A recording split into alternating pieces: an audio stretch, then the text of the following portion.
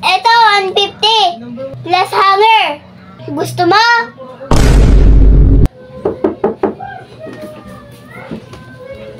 Ako po, deliver. Ako po. Ang tao ah. Ako po.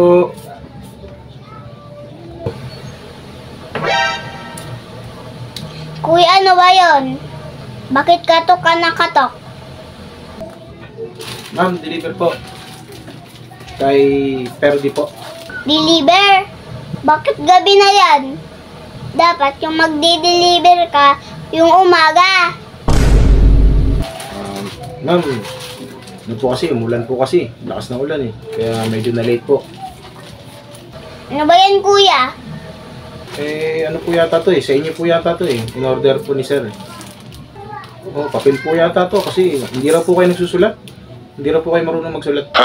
Sino hindi nagsusulat? Nagsusulat ako. Sino ka? Para sabihan ako ng ganyan. Grabe naman kayo, ma'am. Ano pag-utusan lang? Ano lang, delivery lang ako, ma'am eh. Wala dito si Papa. Kanina, dito siya. Bakit di ka nag-deliver? Ma'am, receive nyo na lang po, ma'am, para ano. Talagang di ko yun i-receive yan. Sasabihin mo pa ako hindi nagsusulat. Wala dito si Papa. Eh, sabi po kasi ni sir, hindi raw po yata kayo nagsusulat.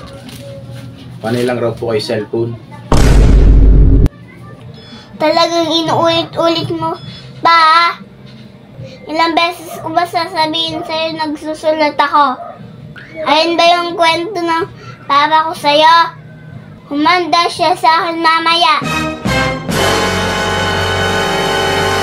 Ikaw, makulit ka pa talaga. Sabi mo wala dito si Papa. Anong ibabayad ko dyan? Ginagawa mo?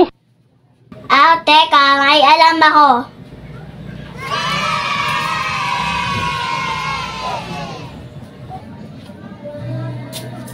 Kuya, magkano ba yan?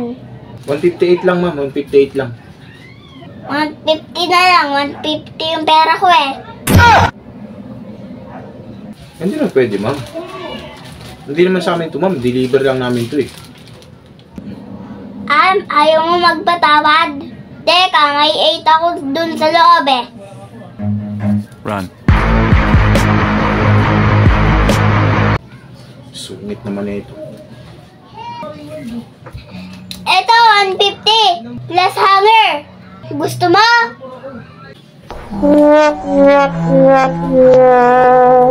A few minutes later.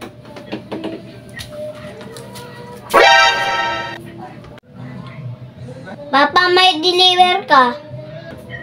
Dumating na ba? Bakit sinasabi mo dun sa nag-deliver na hindi ako nagsusulat? Gusto mo sulatan kita sa likod? Inom-inom ka pa ha? Pasok doon!